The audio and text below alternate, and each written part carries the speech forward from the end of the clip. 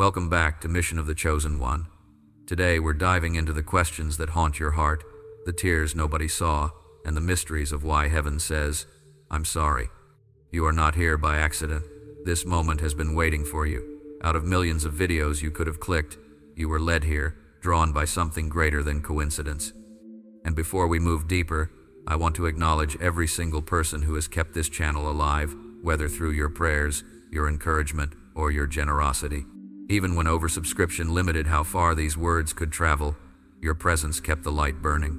That tells me you're not just a viewer, you're part of a mission bigger than yourself. Now, take a slow breath. Let your chest loosen, because what you're about to hear isn't just another message, it's a direct answer to the cries you've whispered in the dark. Think back. Do you remember the last time you broke down when nobody else was awake? When the world was sleeping and you were fighting battles that left scars no one could see? The kind of tears you wiped away before sunrise because you didn't want anyone to notice? Those are the tears heaven saw. Those are the moments when God himself leaned close, not as a distant ruler, but as a father whose own heart broke for you. For too long, you've carried the lie that nobody noticed your suffering, that maybe God was too busy, or too silent, or too far. But Psalm 56:8 declares something that should shake your soul awake. You keep track of all my sorrows. You have collected all my tears in your bottle. Not some, not the acceptable ones. Every single one. Picture it. A crystal bottle in heaven's treasury with your name engraved across it. Inside rests every tear that's ever left your eyes. The tear that fell the day you heard the diagnosis. The tear you shed when someone you trusted betrayed you. The tear when your child turned away. The tear when you looked in the mirror and didn't recognize the weary soul staring back. Heaven's accountant has never missed a single drop. But here's the part we miss. God doesn't collect tears to remind you of grief. He collects them because tears are seeds. Every hidden cry is a deposit toward something eternal. What you thought was wasted pain is actually stored rain, waiting to fall as harvest. The nights you thought were meaningless breakdowns were actually sacred preparations. And soon, those tears will become rivers of testimony flowing through you to heal others drowning in the same waters. Think of this. People around you believe they're alone in their suffering. They think no one understands the crushing weight they carry. But when you speak, when you testify of what you've endured, those bottled tears become oil poured over their wounds. That is why your pain matters. That is why it was never wasted. Still, I know what you're asking. If God was so close, if he counted every tear, then why didn't he stop the pain? Why didn't he shield you before it cut so deep? That's the question that rattles faith at its core. And before we even touch the answer, I need you to see what the valley truly was. Psalm 23:4 says, "Though I walk through the valley of the shadow of death, I will fear no evil." Notice the word, through. You were never meant to build a house there.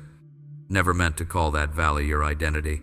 The enemy whispered in your midnight hours, "This is who you are, broken, forgotten, defeated." Lies, every one of them. That valley was not your destination. It was your passageway. When you thought you were drowning, you were learning to breathe deeper. When betrayal ripped trust apart, you were being taught the difference between human promises and divine faithfulness. When finances collapsed and left you with nothing, you discovered your true source was never in a paycheck but in the provider who never runs dry. You thought you were breaking. In truth, what broke were the chains that had held you back. And here is the miracle. Every valley you've survived gave you a language others cannot speak. You can comfort because you were once comfortless. You can encourage because you've known despair. You can shine light in darkness because you've walked blind through nights that nearly swallowed you. The valley was never your grave. It was your training ground. But there's something deeper still, something most overlooked. The Bible says in John 11:35, Jesus wept. He stood at Lazarus' tomb knowing resurrection was seconds away. He knew victory was guaranteed. And yet he wept. Why? Because God does not rush to fix what he has not first felt. He pauses with you in sorrow before he speaks life into your story. Imagine this. A surgeon could cut immediately, but the greatest healers sit first, looking into the eyes of their patient, acknowledging fear, honoring pain. That is your God. He has never brushed aside your agony. He has never treated your cries as background noise. He sat beside you, hand on yours, weeping not because he was powerless, but because he was love. And this is what wrecks me. He didn't just see your pain. He knew what it would cost him to heal it. He knew the price he would pay, and he still chose you. Every tear you've cried has been weighed with the price of his blood. That's how much you matter. That's how much you've always mattered. If your spirit is trembling right now, that's not weakness. That's recognition. Your soul knows this truth. You were never abandoned. Heaven has been closer to you than you've ever dared to believe. But this brings us to the question you've whispered in the dark when no one else could hear. If God has been so close, then why does he say, I am deeply sorry you had to walk through this? How can the one who makes no mistakes, the one whose hand guides every step, speak sorrow over your journey? And why are you hearing these words now, at this exact point in your life? Chosen one, do you know that heaven itself wept with you in those 3 a.m. moments when your pillow caught tears no one else would ever see? When you whispered prayers through clenched teeth, wondering if anyone was even listening? When you carried burdens so heavy they bent your back and broke your spirit, heaven was there weeping with you. And today, the God of all creation, the one who spoke galaxies into existence, has a message that will shatter every wall you've built around your wounded heart. I am deeply sorry you had to walk through this. Did you hear that? The Almighty, who makes no mistakes, who wastes nothing, who sees the end from the beginning, is telling you right now that his heart breaks for what you've endured. But wait, stop. If God cannot make mistakes, if every step of your journey was allowed by his sovereign hand, then why does he say he's sorry? What does this mean? And why are you hearing this now at this exact moment in your life? You've carried this question for years. If God is sovereign, if he never makes mistakes, then why would he whisper, I'm sorry? Why would the Almighty grieve over the very journey his hand permitted? That tension has kept you awake more nights than you can count. And here's the answer that will flip your understanding of pain on its head. God's sorrow is not an admission of failure, it's an expression of divine compassion. Think of a surgeon who must break a bone to reset it. The break is necessary for healing, but the surgeon still feels for the patient. His heart aches, even though his hands know the procedure is essential. That is God with you. His heart weeps, not because he erred, but because he knows the sharpness of the blade, the weight of the valley, the sting of the fire. Let's get brutally honest here. You've been holding back your real questions, haven't you? Smiling in church, nodding in conversations, saying God is good, while deep inside whispering, Lord, why me? Why so much? Why so long? You've watched others float through life with ease, while you've been tossed in storms. You've seen the dishonest prosper while your prayers seemed unanswered, and you've wondered if somehow you were overlooked. But you weren't overlooked. You were being forged, and forging is not gentle. Gold is not purified in cool water. Diamonds are not formed without crushing pressure. Steel is not strengthened without fire. Every cry you thought was ignored was heard. Every sleepless night was counted.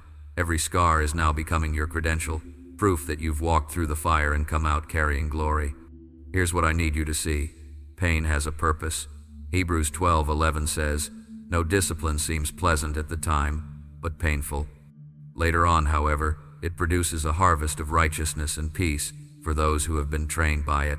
Did you catch that? Pain produces, tears produce, loss produces. What you endured wasn't random cruelty. It was targeted, strategic shaping. Think of Joseph, betrayed by his own brothers, sold as a slave, thrown into prison for crimes he didn't commit. He must have asked, why me? Again and again.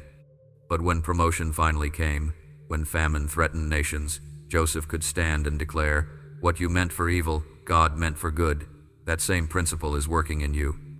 Every betrayal, every heartbreak, every valley is preparing you to carry something greater than you imagined.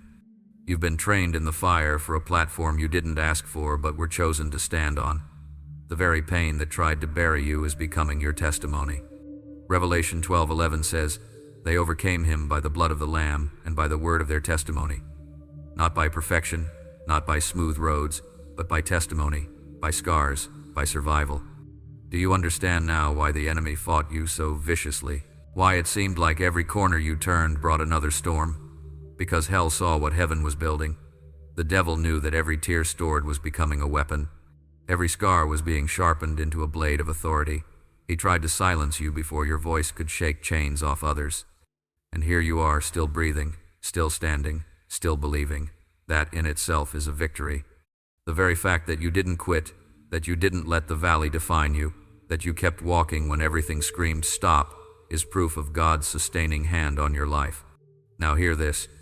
Your pain was never meant to be wasted. It was meant to be weaponized. Every scar on your soul is not a mark of shame, but a signature of survival. Those nights you thought were killing you were actually consecrating you. And now, when you speak into someone else's suffering, your words carry weight because they're not theory, they're testimony. They're fire-tested truth. This is why God says, I'm sorry. He's not sorry because he failed. He's sorry because his love is so deep that your pain touched him too. He allowed it because he saw the end from the beginning, but he wept with you as you walked through it. That is love in its purest form. Love that doesn't watch from a distance but enters into your suffering, feels it, and transforms it. But there's more. The tears you've cried, the valleys you've walked, the fire you've endured, it was never just about you. That's why it feels so heavy, because it was always bigger than you. Your pain is someone else's roadmap. Your survival is someone else's lifeline. Your testimony will be the proof someone else needs to believe they can make it too. Think about it. How many times did you listen to someone else's story and find the strength to keep going? How many times did another person's testimony light hope in your darkness? That's what God has been preparing you for. You are becoming that light, that voice, that living proof. This is why you couldn't give up even when you wanted to. Why something inside you refused to let go even when your mind screamed, enough. It wasn't stubbornness, it was destiny. Heaven has been guarding your story because it isn't just your story, it's someone else's rescue. You've been asking, God, why is this so heavy? The better question is, God, what glory are you preparing me to carry? Because Paul writes in 2 Corinthians 4:17, for our light and momentary troubles are achieving for us an eternal glory that far outweighs them all. Outweighs. Do you hear that? The weight of your sorrow is nothing compared to the weight of the glory being built inside you. Right now, you may feel buried. The dirt of disappointment covers you. The soil of sorrow presses down. And you think, this is my grave. This is where my story ends. But stop. What looks like burial is planting. Seeds must go into the dark before they break into life. What feels like death is actually preparation for resurrection. You are not being buried. You are being planted. Every crushing disappointment pressed nutrients into your soul. Every dark season stretched your roots deeper into God's faithfulness. Every weight that tried to break you was actually building your capacity to hold glory. The oak tree that withstands storms grows the strongest roots. The diamond that shines brightest endured the fiercest pressure. And you who have walked through fire and refused to bow, you're about to discover that what was meant to bury you was only positioning you for growth. And when the harvest comes, when the breakthrough breaks open, the very people who watched you suffer will see you rise. The weight you thought was killing you will become the wings that lift you. The tears you thought were wasted will water fields of testimony, and the pain you thought was endless will become the platform from which you speak life into others. Chosen one, this is the truth. Your pain was not punishment, it was preparation. Your fire was not the end, it was the forge. And soon, very soon, the glory breaking forth will make every tear, every valley, every sleepless night worth it. Chosen one, do you realize what this means? Every time you thought you were forgotten, heaven was writing another chapter. Every tear you hid in silence was recorded in eternity. And right now, God is whispering again. I saw it all, and I was with you in every step. You are not broken, you are being revealed. You are not buried, you are blooming. Have you noticed how silence can be louder than any shout?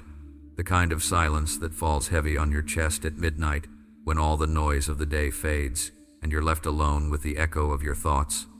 That's the silence you've been walking through, a silence that felt like absence. But I want you to hear this clearly. God's silence is never his abandonment. Think of it like this. A teacher doesn't talk during the test. The silence doesn't mean the teacher has left the room. It means the teacher trusts you to use what you've learned. That's why so many nights you prayed and heard nothing back. The silence wasn't punishment.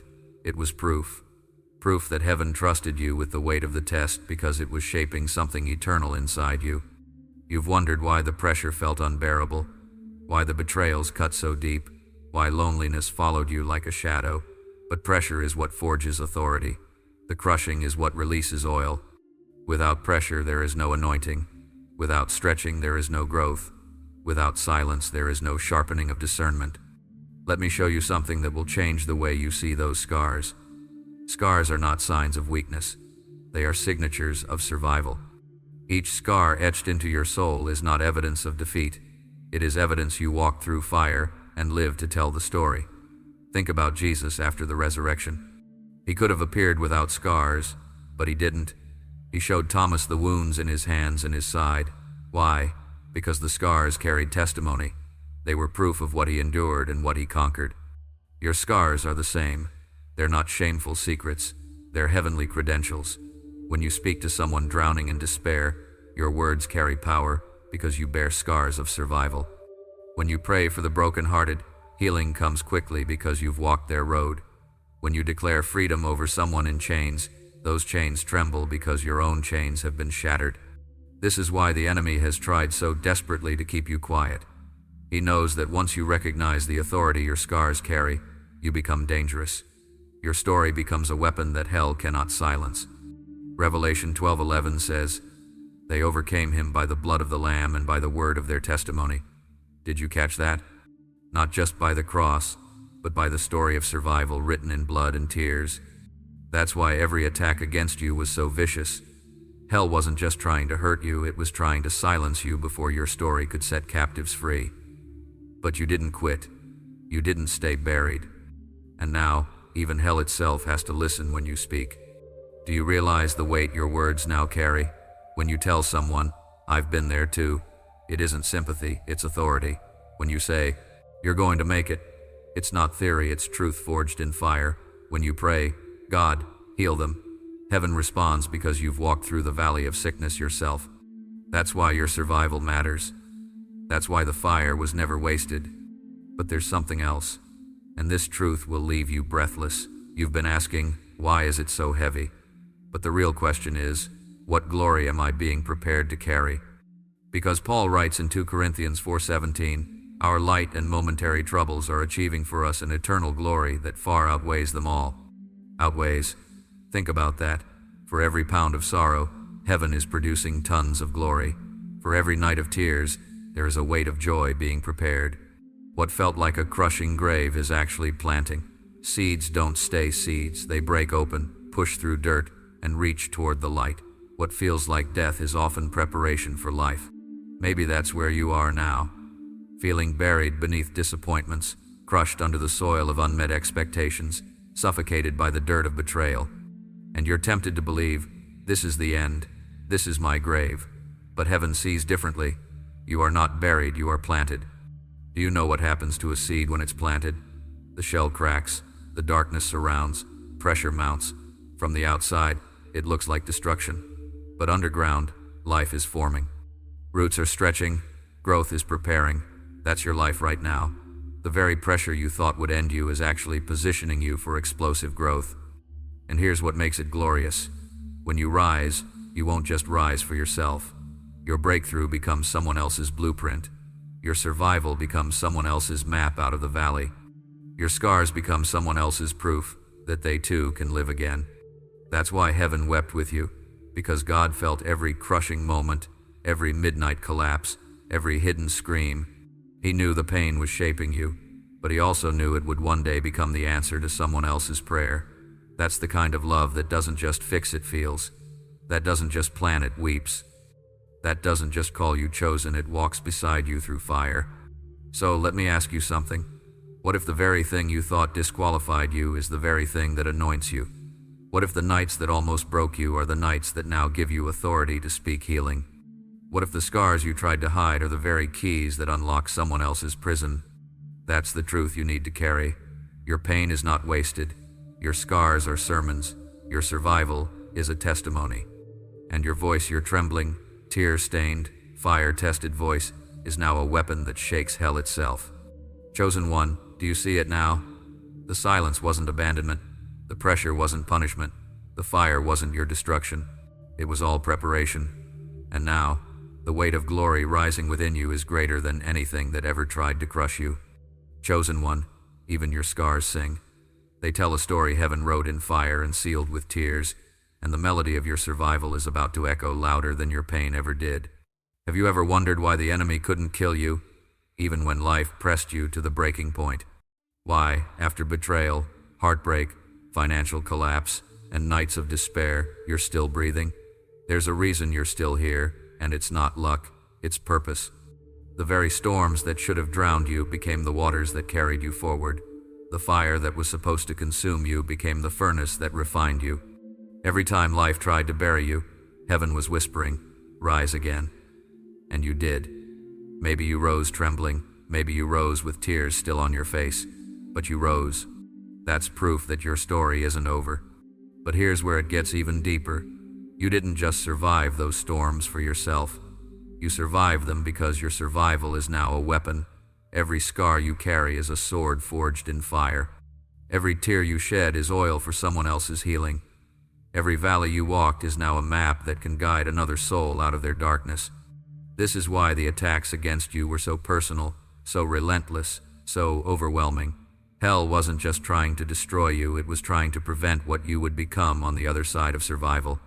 Because once you rise, once you open your mouth and declare what God has done, even demons tremble.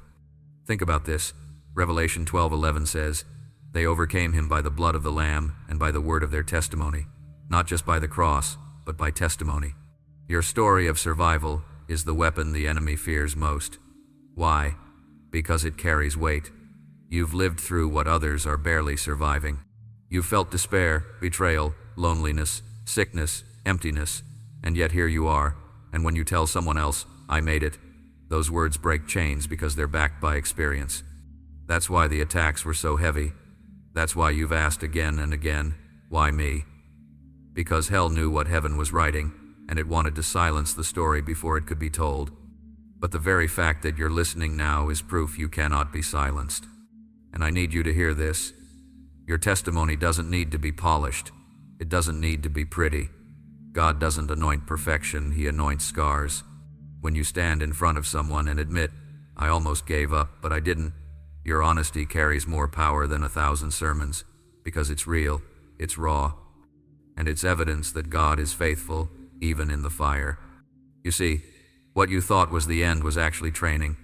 Heaven wasn't preparing you for comfort, heaven was preparing you for authority, and authority doesn't come cheap.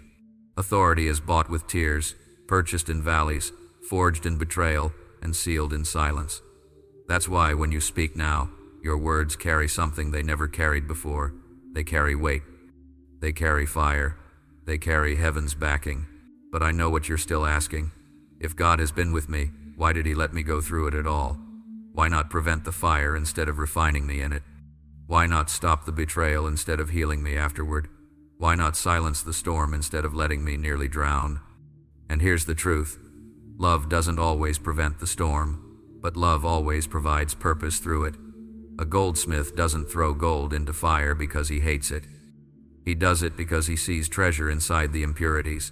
Fire isn't punishment, it's purification. Without it, gold stays dull. With it, gold shines.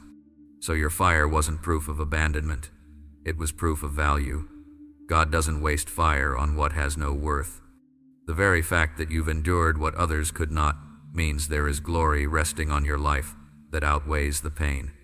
Paul said it in 2 Corinthians 4:17. These troubles are achieving for us an eternal glory that far outweighs them all. Let me show you something that will shift your entire perspective. You've thought of your wounds as weaknesses. You've seen your scars as shame. But what if I told you those wounds are actually doors? That those scars are openings through which light pours out? People connect with scars more than they connect with perfection. They trust scars. They lean into voices that have walked through hell and survived.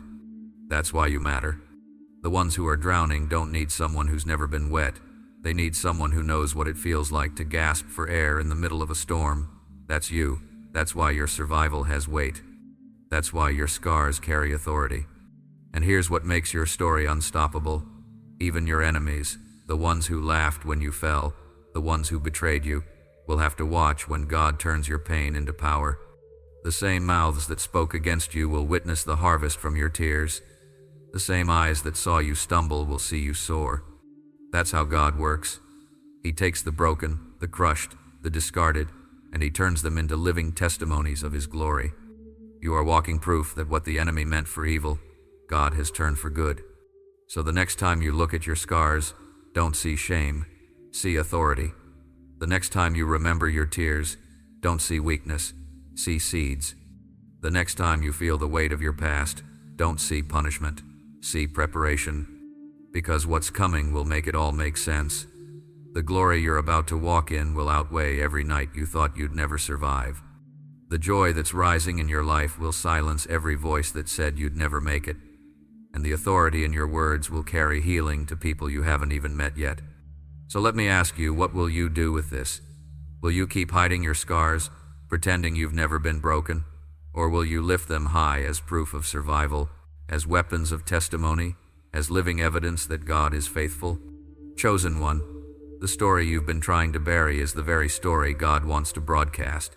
The wounds you've tried to cover are the very ones heaven will use to heal nations. And the scars you thought disqualified you are actually your greatest qualification. Chosen one, the scars on your soul are not ugly, they are sacred. They are the fingerprints of God's faithfulness etched into your story, proof that even in the fire, He never let go. Have you ever noticed that the deepest questions are the ones you rarely say out loud? You smile at the world, but when the lights go out and the noise fades, the questions rise like shadows in your chest. God, if you love me, why did you let me walk through this? Why didn't you stop it sooner? You've wrestled with that thought in silence, ashamed to voice it, afraid it might mean your faith was weak. But let me free you right now, you are not weak for asking. Even Jesus cried out on the cross, my God, why have you forsaken me?" Raw, honest, human. If the Son of God could voice that question, then you're not disqualified for asking it too. The truth is, God isn't offended by your questions, He's honored by your trust. Because asking Him why means you still believe He has an answer, and He does, but it may not be the answer you expected. Here's what you need to hear. Love doesn't always prevent pain, but love always redeems it. A parent watching their child learn to walk doesn't catch them at every stumble, not because they're cruel, but because they know the falls teach balance. The bruises strengthen legs. The stumbles prepare them for running. God doesn't delight in your pain, but He does allow it to shape you into someone who can carry a glory you couldn't have carried otherwise. Every valley you thought was punishment was actually preparation. Every fire you thought was destruction was actually refining. Every heartbreak you thought was abandonment was actually realignment. You weren't being destroyed, you were being rebuilt. But here's something that may shock you. When God says, "I am sorry you had to walk through this," He's not apologizing for a mistake. He's expressing the depth of His love.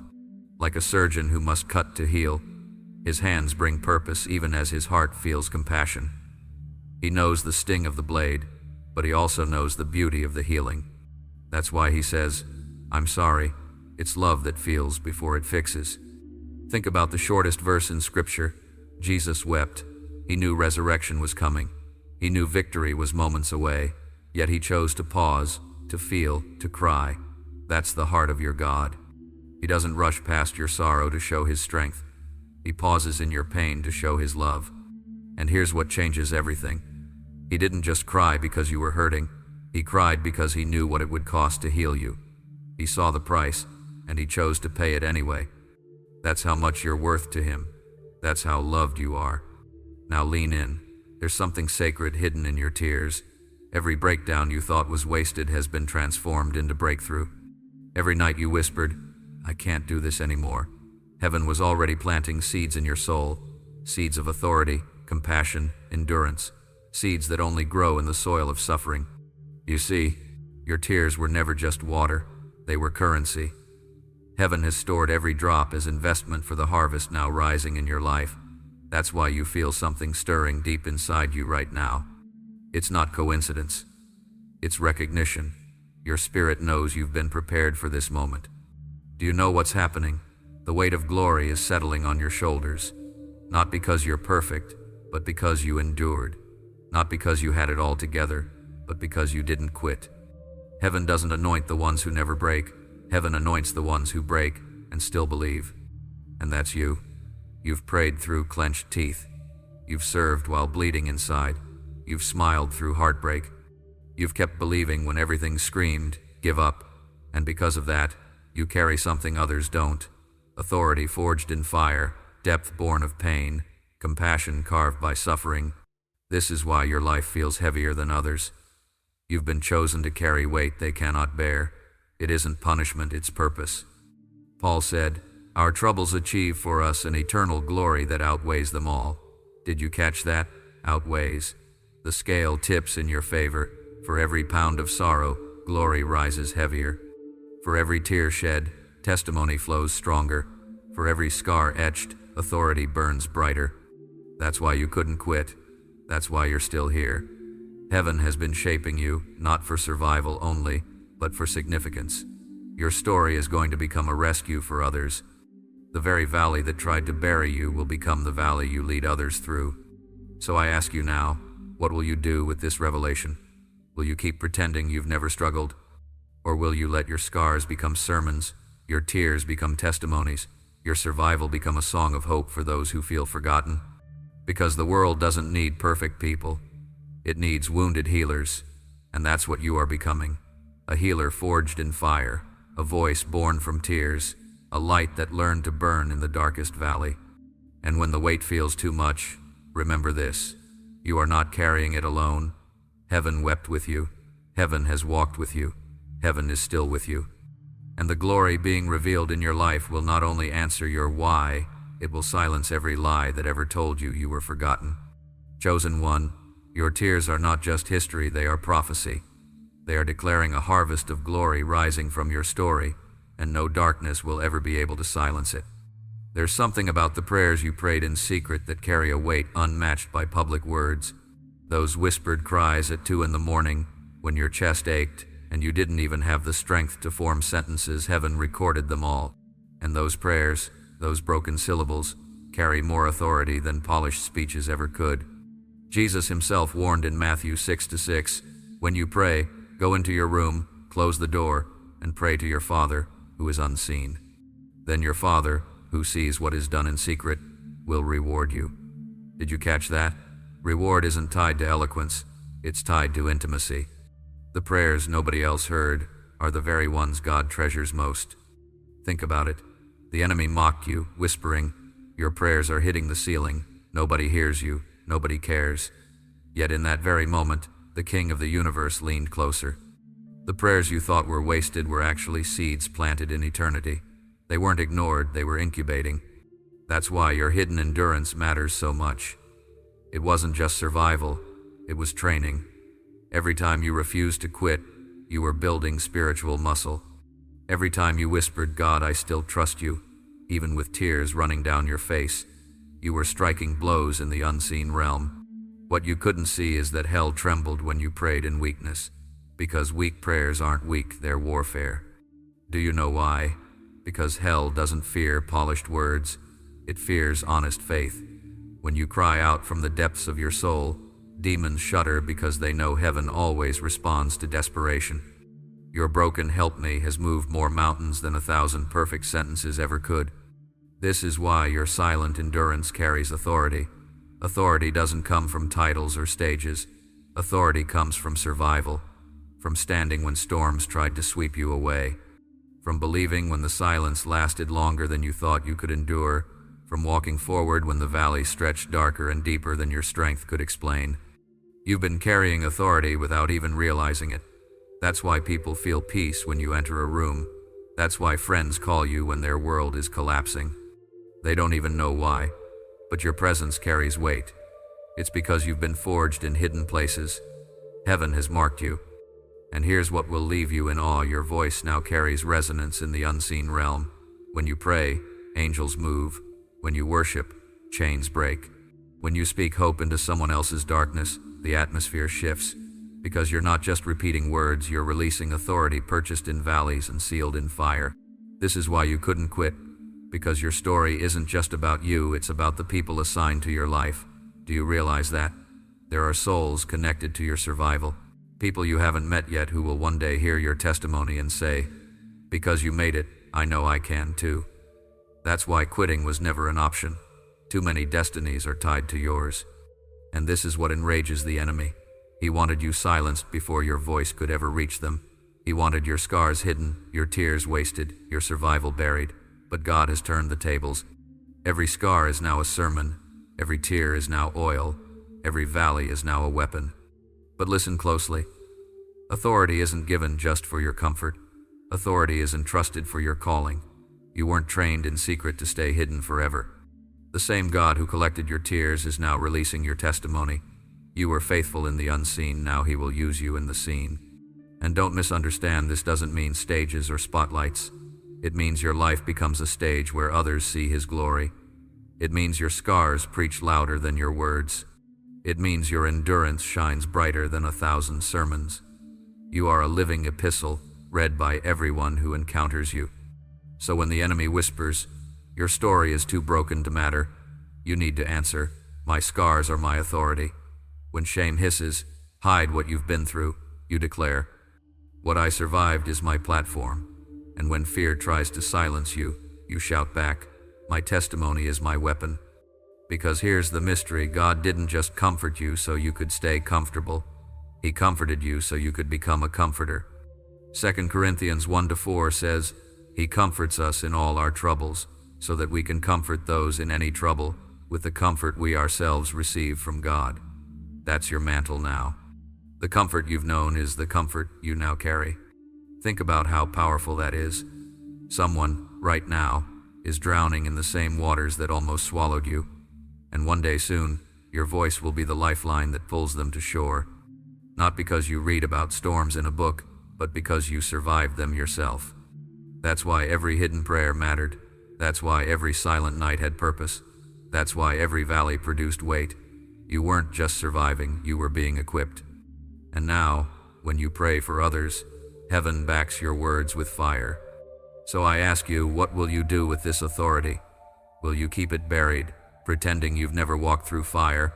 Or will you stand boldly, scars and all, and release the healing you now carry? Because chosen one, your story is about to shift from hidden survival to visible impact. What you endured in secret is about to become someone else's deliverance. What you whispered in the dark is about to echo in the light. Chosen one, every hidden prayer has become a sword in your spirit, and with every word you now speak, heaven sharpens the blade to strike down despair in others. There's something powerful about being guided by someone who's already walked the road you're on. Imagine stumbling through a dark forest at night. You're terrified, unsure of where to step, every sound making your heart pound. And suddenly, someone appears who has already traveled this path, someone carrying a lantern. Their voice alone calms you, because they know the way out. That's you now. The battles you thought would break you have become the very map others need. You didn't just survive your storms, you charted the way through them. And now, every scar, every tear, every prayer is a lantern you carry for those still lost in the night. Do you see why the pressure on your life was so intense? Why the betrayals cut so deeply? Why the loneliness felt unbearable? Why the storms never seemed to end? Because your calling was never just about you. It was about the people attached to your survival. Souls you've never met are waiting for your testimony. Strangers you don't know yet are depending on your endurance. This is why the enemy has fought you so hard. He didn't just want to destroy you, he wanted to keep you from becoming a guide. Because when you speak now, your words aren't empty encouragement. They're living proof. You've walked through fire, and your presence says, "If I survived, so can you." That terrifies hell. And here's the mystery: sometimes the ones most wounded are the ones most anointed. Because wounds become windows. Through your broken places, others see God's light shining. Through your weakness, others glimpse His strength. That's why Paul could write, "When I am weak, then I am strong." Weakness isn't disqualification, it's qualification. It proves you're not standing by your own power, but by His. But let me pause here and ask you something raw. How long have you been hiding your scars? How long have you pretended you've never been broken? How many times have you said, "I'm fine," when inside you were anything but fine? It's time to stop hiding. Because your scars are sermons, your wounds are weapons, your survival is someone else's hope. You think people need to see perfection, but they don't. They need to see your humanity, your vulnerability, your honesty. They need to see someone who fell but got up again, because that's real, and real breaks chains. Let me tell you something the enemy never wanted you to realize. The things you thought disqualified you are the very things that make you dangerous. The nights you almost quit, the doubts you wrestled, the tears you hid, those are the things that make your testimony undeniable. Nobody can argue with survival. Nobody can deny the evidence of a life that refused to stay buried. And this is where heaven turns the tables. The same valleys that once silenced you are now giving you authority to speak. The same storms that nearly drowned you are now giving you authority to calm other seas. The same darkness that tried to smother you is now giving you authority to shine light into someone else's night. Can you feel it? That weight rising in your chest right now isn't heaviness, it's glory. It's the realization that nothing was wasted. Not a single tear, not a single night, not a single betrayal. Everything has been gathered, stored, and now transformed into purpose. So here's the challenge. Will you step into it? Will you dare to believe that your story matters? Will you open your mouth and release the testimony you've been carrying?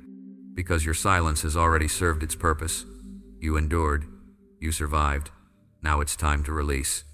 And when you do, you won't just speak comfort, you'll speak deliverance. When you tell someone, I've been where you are, it won't just soothe them, it will break chains.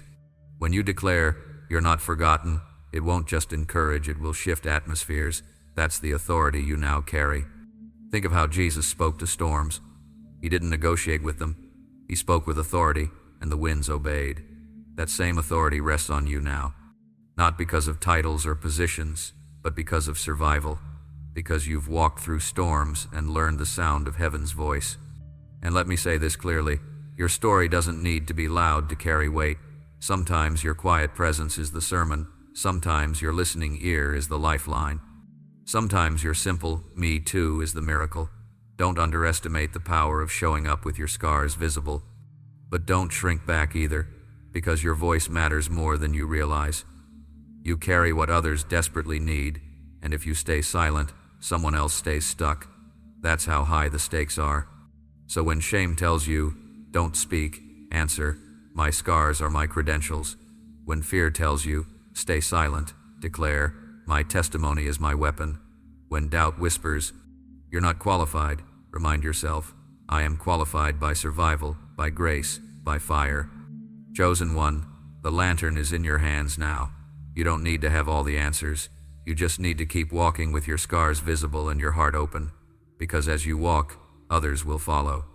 And the very forest that once terrified you will become the path of deliverance for many. Chosen one, your scars are no longer chains, they're lanterns. And with every step you take forward, you light the way for souls still stumbling in the dark. Have you ever noticed how sometimes your greatest breakthroughs come right after your hardest battles? Almost as if heaven waits until you've walked through the fire before unlocking the door you've been praying to open. That's not coincidence. That's design. Breakthrough is never cheap. It's purchased with persistence, with tears, with nights of endurance when you thought you couldn't take another step. And here's the mystery, you thought you were knocking on heaven's door, but the whole time, your endurance was building the key inside you. Every hidden prayer, every night you whispered, I won't give up. Every time you lifted your head when it would have been easier to lay down, those moments weren't wasted. They were shaping you into someone who doesn't just receive breakthrough but carries breakthrough.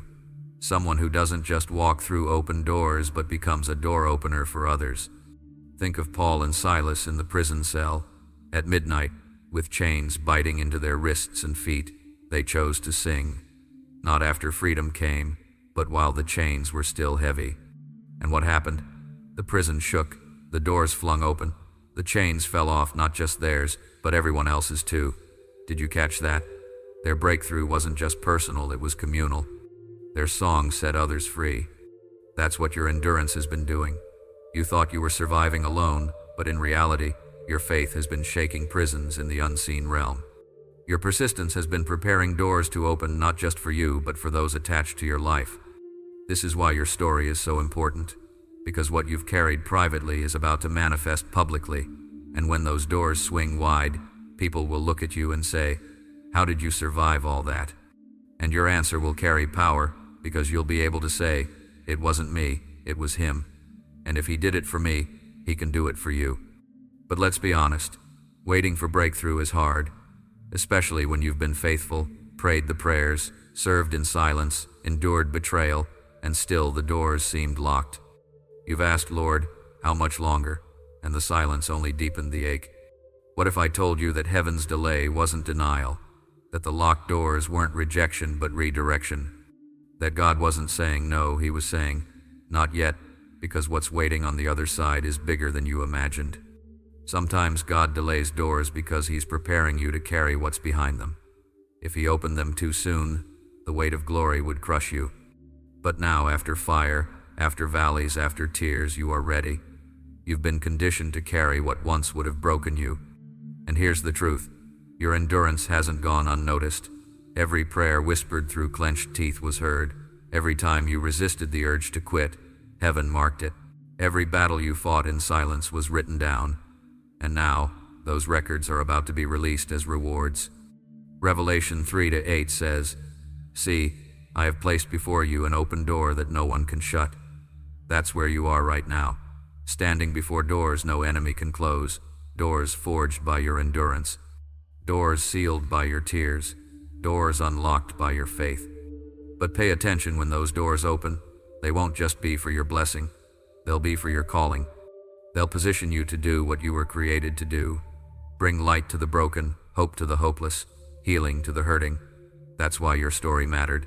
That's why your survival mattered. Because breakthrough isn't just about what you receive, it's about what you release. Think of the people tied to your endurance. The friend you'll one day comfort because you know the taste of betrayal. The stranger who will hear your testimony and find courage to keep going.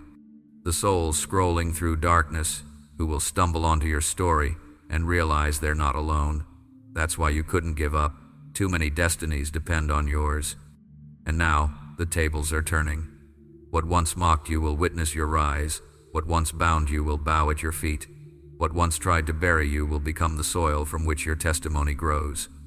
The fire that was supposed to consume you has only refined you.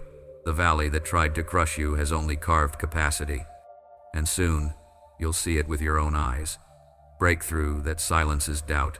Provision that shocks you. Restoration that feels impossible but suddenly unfolds. And when it happens, you'll know it wasn't luck, it wasn't chance. It was the harvest of every seed of endurance you planted in the dark. So here's what I need you to declare right now. My waiting was not wasted. Say it aloud. Whisper it if you have to. Because it's true, your waiting has been working. Your endurance has been building keys. And now, the doors are about to open. And when they do, don't walk through timidly. Walk through boldly.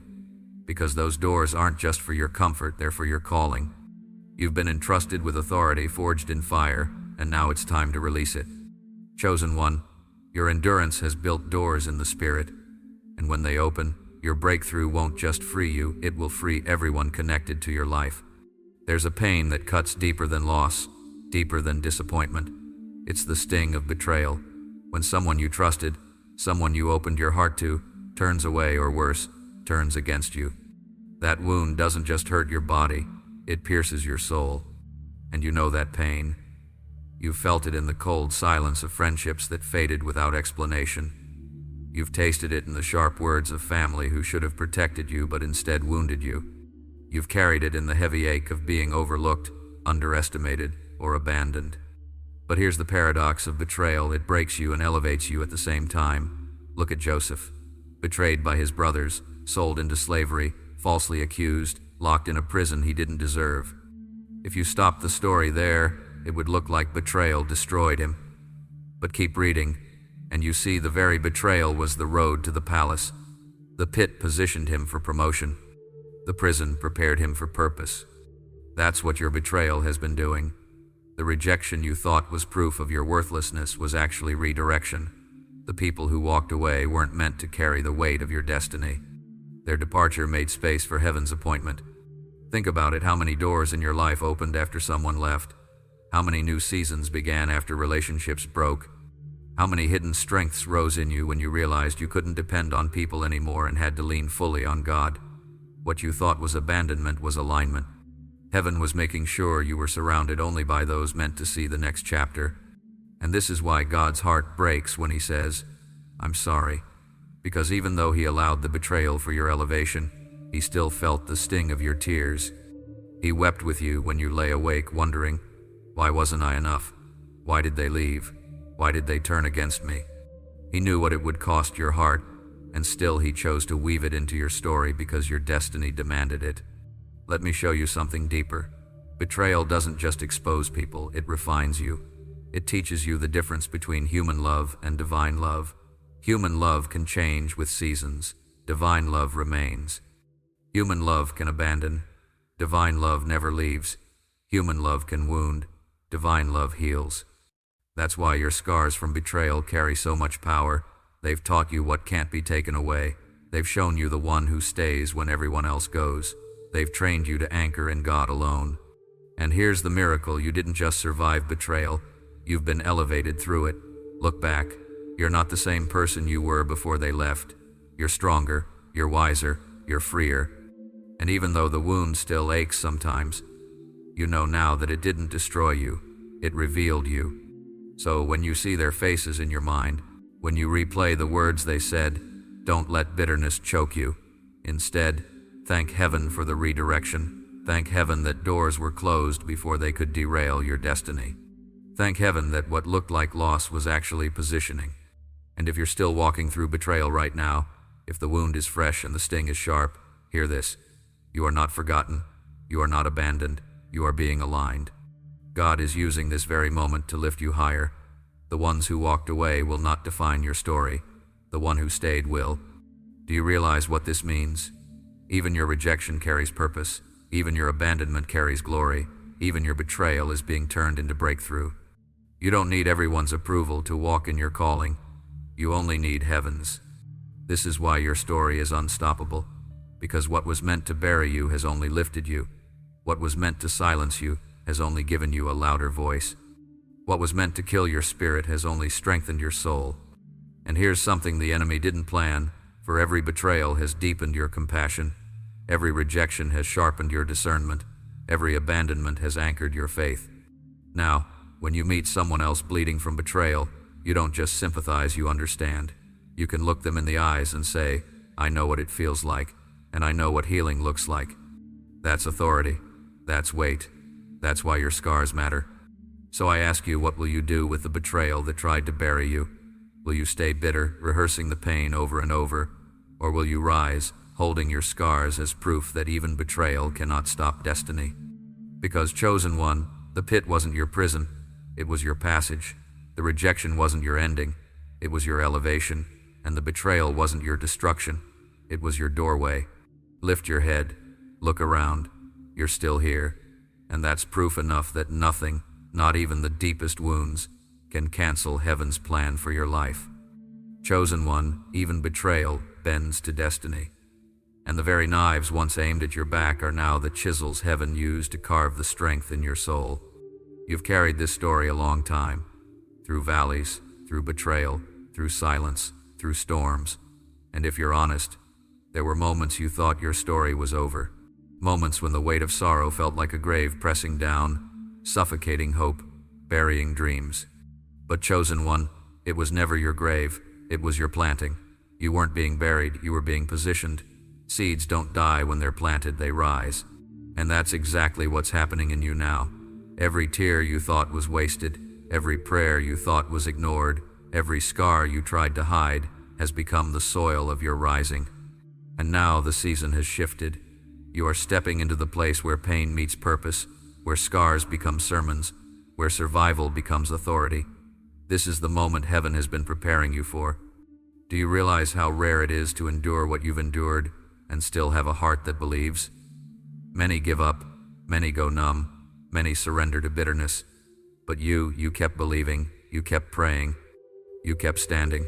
And because of that, you carry something others don't. A depth forged in fire, a light that darkness cannot smother, a testimony that no lie can silence. This is why the weight of your journey has been so heavy. Because you were never meant to live a shallow story. You were created to carry eternal weight, and that weight is glory. Look back for a moment. The nights of silent tears, the mornings you rose weary but still moving, the betrayals that left scars, the storms that nearly drowned you. Do you see it now? None of it was wasted. Every moment was shaping the vessel you've become, a vessel not cracked by pain but carved for glory. And here's the beauty: you don't have to wait until everything is perfect to walk in this. You're not disqualified by scars, you're qualified by them. Your wounds are not proof of weakness. They are evidence of strength, proof that you've walked through what should have ended you and lived. This is why the world needs your story. Not a polished version, not a perfect version, but the real version. The tear-stained, fire-forged, scar-marked version. Because real stories break chains, real stories heal hearts, real stories set captives free. And when you speak, don't forget this. Your words don't just carry encouragement, they carry authority. Because you've lived what you're declaring, you've walked it, you've survived it, you've risen from it. And now, when you say, there is hope, hope ignites. When you say, you can make it, chains tremble. When you pray, God, heal them, heaven moves. That's the authority you've been given. That's the mantle you now wear. And it's not just for you, it's for everyone tied to your survival. The ones who will hear your story and find courage. The ones who will watch your rising and believe again. The ones who will realize, if God did it for them, He can do it for me. So lift your voice. Stop hiding your scars. Stop shrinking back. You've survived too much to stay silent now. The very things you thought disqualified you are the things heaven will use to qualify you. Your scars are your credentials. Your tears are your testimony. Your endurance is your authority. But before we close, I need to leave you with this truth. The God who makes no mistakes still wept with you. He still whispered, I'm sorry, not because He failed, but because His love is so deep that your pain pierced His own heart, and He never left you, not for a second. Every tear was seen, every prayer was heard, every valley was walked with you, and now He's saying, rise, it's time. And yes, I want to pause to thank every single person who has supported this mission through your prayers, your encouragement, and even your giving. Oversubscription has limited the reach at times, but you've pressed through, and because of you, this light keeps shining in places where darkness once ruled.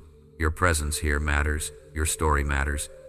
And together, we are spreading hope that cannot be silenced. So here is my final question for you. Now that you know your tears were seeds, your scars are sermons, your valleys were training grounds, what will you do with this revelation? Will you keep it locked away, or will you rise and release it to the world? Because chosen one, your destiny isn't waiting for a better day. It's here, it's now, and the glory being revealed in your life will outweigh every ounce of pain you've carried. Chosen one, heaven has watched every step, every fall, every rise. And now, as you stand on the threshold of destiny, the very weight that once crushed you has become the wings that will lift you. Rise, walk forward. The world is waiting for the sound of your testimony.